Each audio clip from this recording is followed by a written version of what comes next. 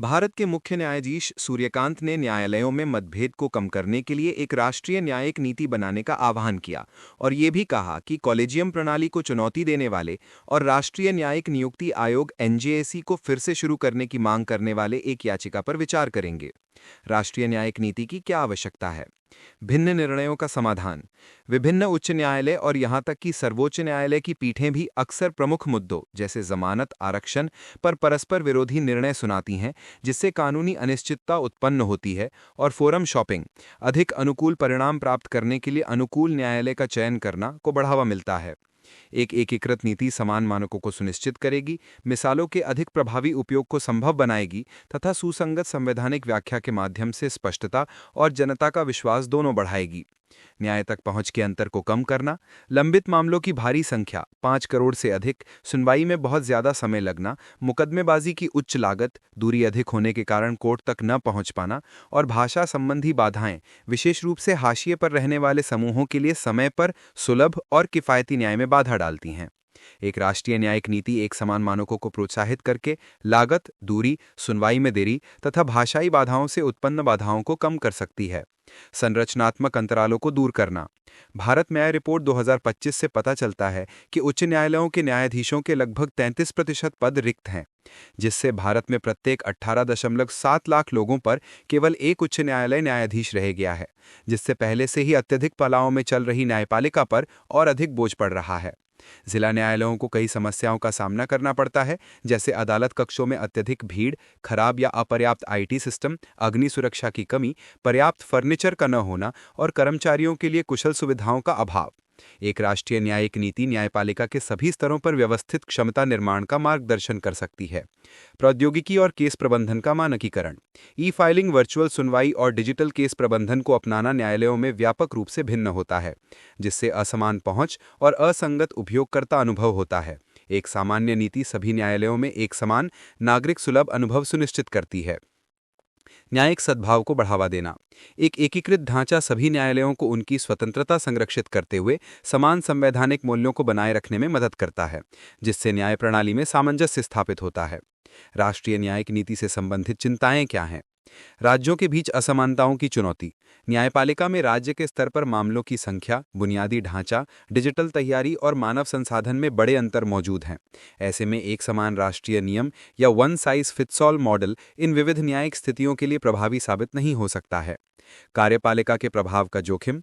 यदि नीति प्रक्रिया में कार्यपालिका शामिल है तो इससे शक्तियों के पृथक्करण और न्यायिक स्वतंत्रता के बारे में चिंताएं उत्पन्न हो सकती हैं। कार्यान्वयन क्षमता अंतराल। कई न्यायालयों में कर्मचारियों, निधियों, डिजिटल उपकरणों और बुनियादी ढांचे की कमी है, जिससे देश भर में एक समान मानकों को लागू करना मुश्किल हो जाता है। उच्च न्यायालयों का प्रतिरोध। अनुच्छेद 214 से 226 के तहत उच्च न्यायालय अपनी प्रक्रियाओं, रोस्टर और प्रशासनिक प्रथाओं को स्वयं नियंत्रित करते हैं। एक रूपता को संस्थागत प्रतिरोध का सामना करना पड़ सकता है।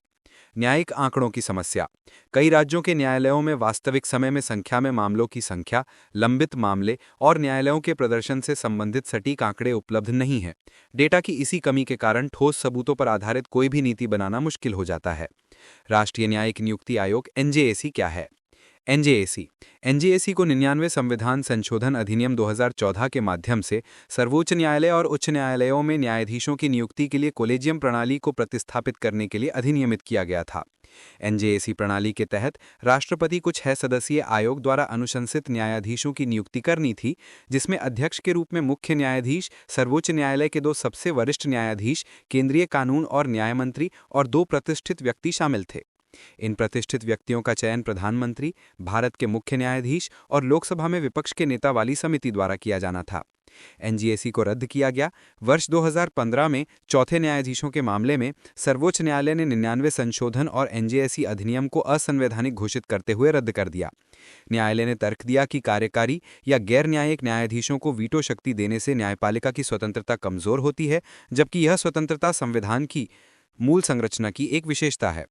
न्यायिक नियुक्तियों में प्रतिष्ठित व्यक्तियों को चुनने के मानदंड स्पष्ट नहीं हैं, जिससे कार्यपालिका का हस्तक्षेप बहुत अधिक बढ़ जाने का खतरा है। चूंकि सरकार ही न्यायालयों में सबसे बड़ी वादी होती है, इसलिए इन आपसी दायित्वों के कारण न्याय की निष्पक्षता जोखिम में पड़ सकती है। सर्वोच्च न्यायालय ने कॉलेजियम प्रणाली को बहाल कर दिया और इस बात पर जोर दिया कि नियुक्तियों में न्यायिक प्रधानता मूल संरचना के लिए आवश्यक है। सर्वोच्च न्यायालय के न्यायाधीशों की नियुक्तियों का आधार। अनुच्छेद 124 नियमित नियुक्ति। राष्ट्रपति मुख्य न्यायाधीश और अन्य न्यायाधीशों से परामर्श करके सर्वोच्च न्यायालय के न्यायाधीशों की नियुक्ति करते हैं। अनुच्छेद 217 नियमित नियुक्ति। राष्ट्रपति उच्च न्यायालय के न्यायाधीशों की नियुक्ति करते हैं। इसके लिए वे मुख्य न्यायाधीश, संबंधित राज्य के राज्यपाल और उस उच्च न्यायालय के मुख्य न्यायाधीश से परामर्श करते हैं। अनुच्छेद 127 तदर्थ न्यायाधीश एडहॉक जजिस। यदि सर्वोच्च न्यायालय में न्यायाधीशों की पर्याप्त संख्या उपलब्ध नहीं है तो मुख्य न्यायाधीश राष्ट्रपति की सहमति लेकर किसी उच्च न्यायालय के न्यायाधीश को अस्थायी रूप से सर्वोच्च न्यायालय में काम करने के लिए बुला सकते हैं। अनुच्छेद 126 कार्यवाहक मुख्य न्यायाधीश। यदि मुख्य न्यायाधीश का पद रिक्त है या वे अनुपस्थित हैं तो राष्ट्रपति सर्वोच्च न्यायालय के सबसे वरिष्ठ न्यायाधीश को कार्यवाहक मुख्य न्यायाधीश के रूप में नियुक्त करते हैं। अनुच्छेद 128 सेवानिवृत्त न्यायाधीश। राष्ट्रपति की सहमति से मुख्य न्यायाधीश किसी सेवानिवृत्त सर्वोच्च न्यायालय के न्यायाधीश को एक निश्चित अवधि के लिए सर्वोच्च न्यायालय के न्यायाधीश के रूप में कार्य करने का अनुरोध कर सकते हैं। नियुक्ति प्रक्रिया। मुख्य न्यायाधीश निवर्तमान मुख्य न्यायाधीश आमतौर पर वरिष्ठता के आधार पर उत्तराधिकारी की सिफारिश करते हैं। सर्वोच्च न्यायालय के न्यायाधीश मुख्य न्यायाधीश कॉलेजियम के सदस्यों और उम्मीदवार के उच्च न्यायालय के सबसे वरिष्ठ न्यायाधीश से परामर्श करके सिफारिश शुरू करते हैं, जिसकी राय लिखित रूप में रिकॉर्ड की जाती है। कॉलेजियम की सिफारिश कानून मंत्री को भेजी जाती है, फिर प्रधानमंत्री को, और प्रधानमंत्री की सलाह पर राष्ट्रपति द्वारा नियुक्ति की जाती है। उच्च न्यायालय के मुख्य न्यायाधीश या न्यायाधीश। उच्च न्यायालय के मुख्य न्यायाधीश की नियुक्ति राष्ट्रपति द्वारा मुख्य न्यायाधीश और राज्य के राज्यपाल के परामर्श से की जाती है। अवर न्यायाधीशों की नियुक्ति प्रक्रिया समान है, सिवाय इसके कि संबंधित उच्च न्यायालय के मुख्य न्यायाधीश से भी परामर्श किया जाता है। भारत में न्यायपालिका को मजबूत बनाने के लिए कौन से उपाय किए जा सकते हैं? लचीले फेडरल डिजाइन के साथ न्यायिक नीति। राष्ट्रीय न्यायिक नीति को स्थिरता के लिए कुछ व्यापक राष्ट्रीय मानदंड तय करने चाहिए। साथ ही उच्च न्यायालयों को यह अनुमति देनी चाहिए कि वे अपनी क्षेत्रीय आवश्यकताओं, संसाधनों और मामलों की वास्तविक संख्या के आधार पर प्रक्रियाओं को बदल सकें। मामला प्रबंधन और समय सीमा का संस्थानीकरण। सभी न्यायालयों में देरी कम करने के लिए मामला दाखिल करने, सुनवाई के लिए सूचीबद्ध करने, स्थगन और निपटान लक्ष्य हेतु एक समान नियम अपनाए जाने चाहिए। पारदर्शी और समयबद्ध नियुक्तियां। चाहे कॉलेजियम के सुधार के माध्यम से या भविष्य में सहमति से नियुक्ति करने वाले निकाय के माध्यम से, पूर्वानुमानी, मानदंड आधारित और समय पर न्यायिक नियुक्तियां सुनिश्चित करना। न्याय तक पहुंच में विस्तार। न्याय की लागत और दूरी संबंधी बाधाओं को कम करने के लिए क्षेत्रीय न्यायालयों, स्थानीय भाषा सेवाओं, कानूनी सहायता, मोबाइल न्यायालयों और एडीआर तंत्र विशेष रूप से मध्यस्थता में निवेश करना चाहिए। निष्कर्ष। राष्ट्रीय न्यायिक नीति की मांग दर्शाती है कि न्यायालयों में आधुनिकता लाने, विचलन कम करने और न्याय को अधिक सुलभ, पारदर्शी और पूर्वानुमानी बनाने की अत्यधिक आवश्यकता है। एनजेएसी और कॉलेजियम पर बहस के फिर से उभरने के बीच आगे का रास्ता ऐसे सुधारों में निहित है जो संविधान के मूल ढांचे की आधारशिला, न्यायिक स्वतंत्रता को बनाए रखते हैं।